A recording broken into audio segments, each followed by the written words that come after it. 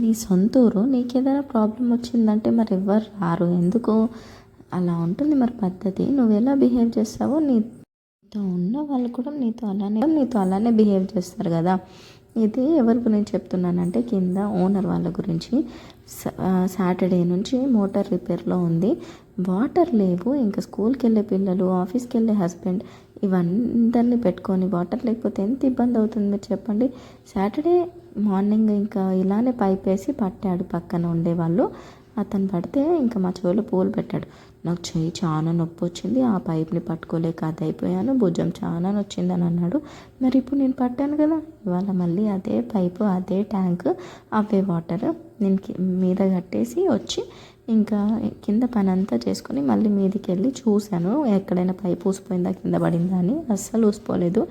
అబ్బా, వినేవాళ్ళు ఉంటే జనాల చెవుల్లో పూలు పెట్టడానికి భలే ఉంటారా మనుషులు అనుకున్నాను.